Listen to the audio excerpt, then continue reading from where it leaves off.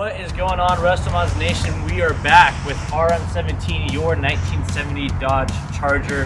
This car is incredible. It's got a 400 big block and it's got like a older EFI system on it, but we got to work with our boys over here at FiTech and throw something new on. So got Bryce with me here. Bryce, what are we throwing on? All right, so the first thing that we're going to do is we're going to take the car back to the shop, lift it up, and inspect all the fuel delivery components inside of it. Anything that needs to be replaced, we're going to replace. But hopefully that intake pump that's already in there, which is awesome, is going to go and work with our new system. We're going to replace all the fuel lines with new stainless steel braided lines, new filters, and then on top, we're going to throw out the old EFI system, put one of our brand new Go EFI 4 power adders and polish. So we didn't release polish before, but due to popular demand, it's now available. And not only that, we have a brand new ECU that's going to go along with it. So you're going to see some details on that. And it's going to have a nice little relay box so you can interchange relays or fuses if you ever need to in the future. So it's just the next step in making serviceable EFI. Awesome. Well, I can't wait to see what it looks like when it's done. So guys, let's get to the install and let's get her done.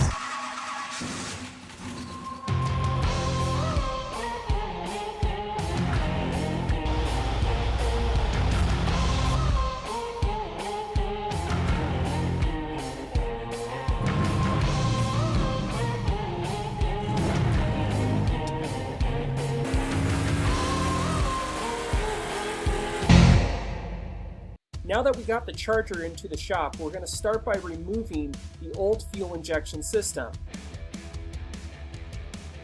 Now we're going to install the FiTech Go EFI 4 power adder in the brand new tumble polish finish.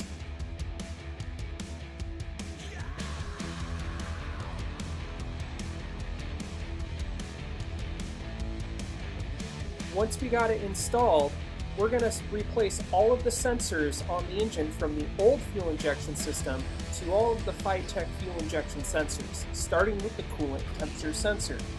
This sensor is to be mounted as close to the thermostat housing as possible.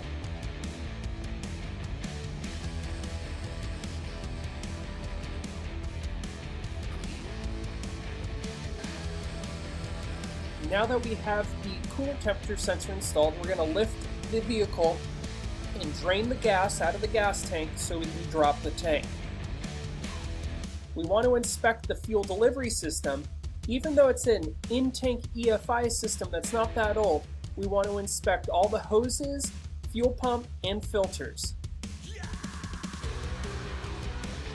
Now that we got the tank out, we're going to remove the fuel lines because we're going to replace them, and then we're going to pull the fuel pump out of the tank and inspect the pump and sock inside of it. As you can see, the fuel sock is pretty dirty, so we're going to take this opportunity to replace with a brand new fuel sock.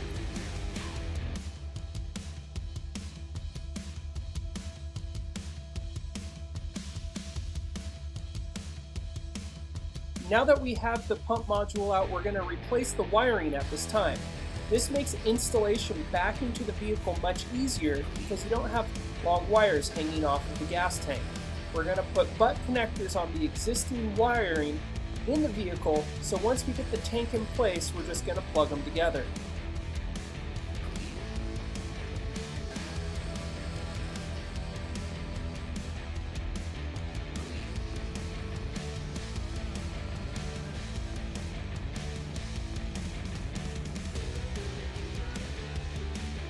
Now we're going to install new fuel lines into the vehicle, starting by putting a section onto the tank prior to installing the tank back into the vehicle.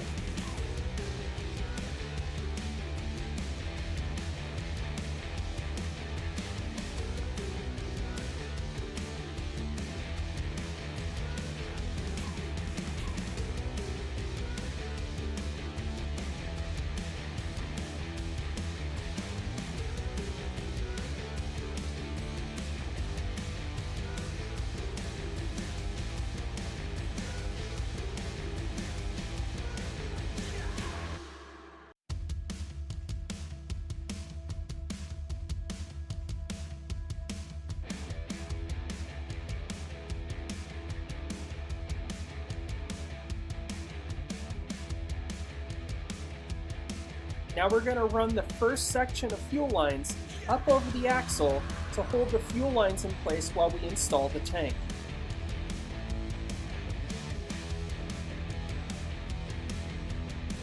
Now that the tank is installed, we're going to run the lines down the frame of the vehicle and secure with some Adel clamps and start locating a proper location to install a brand new 10 micron fuel filter. Once we got the location for our fuel filter, we're going to cut the line, install a hose end, and prepare our fuel filter to be installed.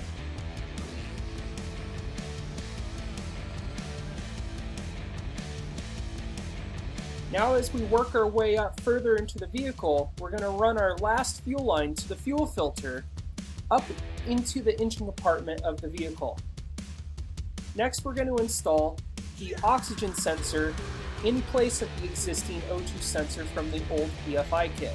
Once we got all of our lines hooked up, we are ready to drop the vehicle and start working on the electrical underneath the hood of the vehicle. Once we get the vehicle dropped down, we're going to install the fuel lines for the feed and the return on the throttle body.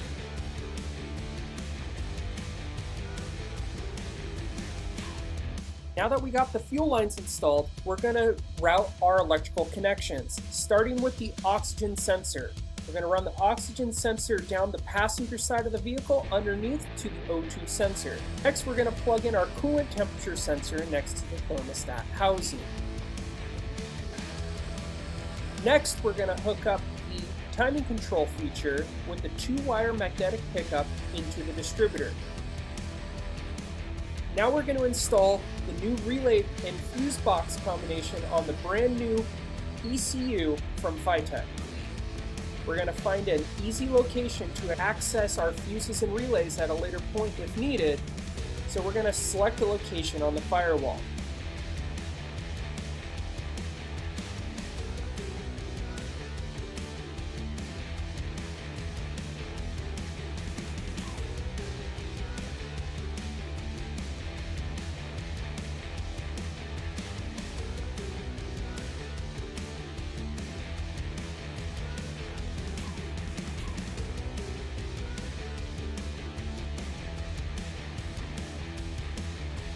We're also going to take this opportunity to plug in the handheld cable and run all of these wires through the firewall.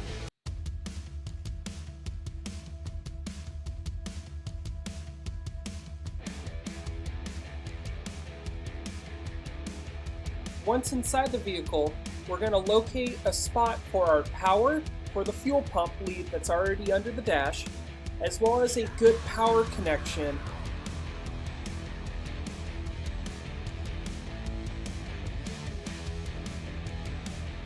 Now that we have the install complete, we're going to key on, check for fuel leaks, and set up the handheld for this engine.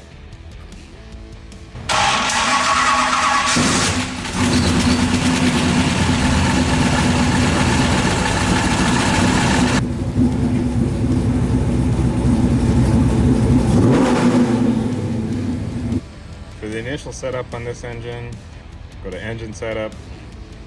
It is a 400. It is a cam 3. I'm going to set the rev limit to 6,200.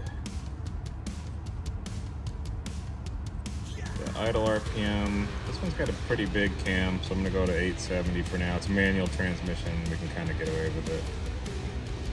So, did I send all of those? I think I did. Double check.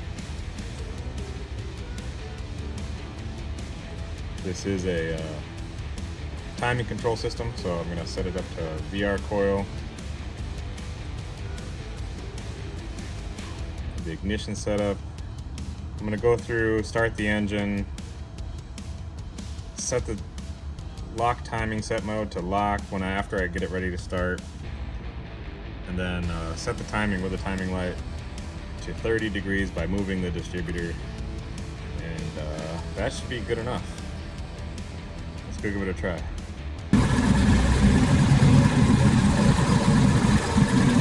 Once the engine parameters are plugged in, we're going to fire up the engine and take it for a spin so we can get it to tune in a little bit. As you drive the Go EFI system, it self-learns to run perfectly for your engine. Now that we got some tuning time on the vehicle, we're going to hook the vehicle up to an engine dyno and see how much power this engine puts down.